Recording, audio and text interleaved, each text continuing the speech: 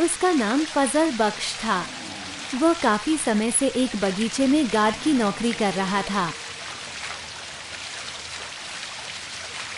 एक दिन इस बगीचे का मालिक अपने कुछ मेहमानों के साथ इस बगीचे में आया और आदेश दिया, मेहमान आए हैं, कुछ मीठे अनार तोड़ कर ले आओ और मेहमानों को परोसें।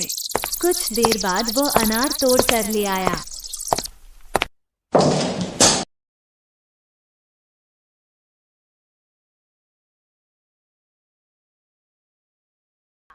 मालिक ने पहले अनार को चखा तो वो खट्टा था। फिर उसने दूसरे अनार को चखा तो वो भी बहुत खट्टा था।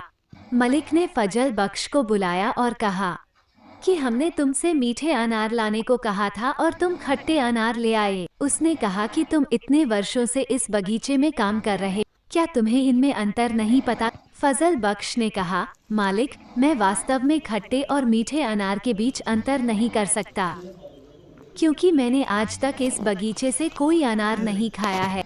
जब मालिक ने ये सुना तो वो आश्चर्यचकित रह गया और कारण पूछा। फजल बख्श ने कहा कि आपने इस बाग की देखभाल मुझे सौंपी थी, परंतु उसे उसका फल खाने की अनुमति नहीं थी। जब बाग के मालिक ने उसका उत्तर सुना तो वो बहुत आश्चर्यचकित हुआ और फजल बख्श की ईमानदारी पर चकित रह गया।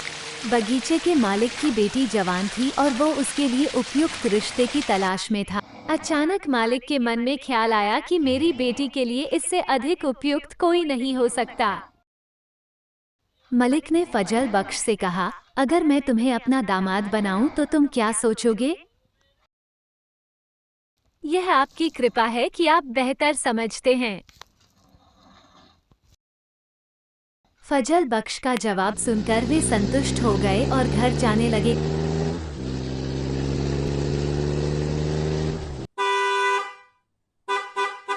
तब मलिक घर आए और अपनी पत्नी से सलाह की।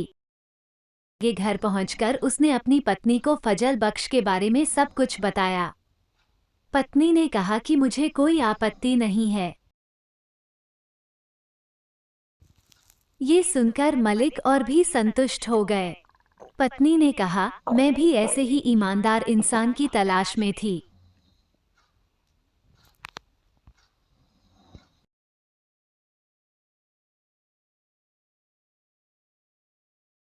इस प्रकार फजल बख्श की शादी बगीचे के मालिक की बेटी से हो गई।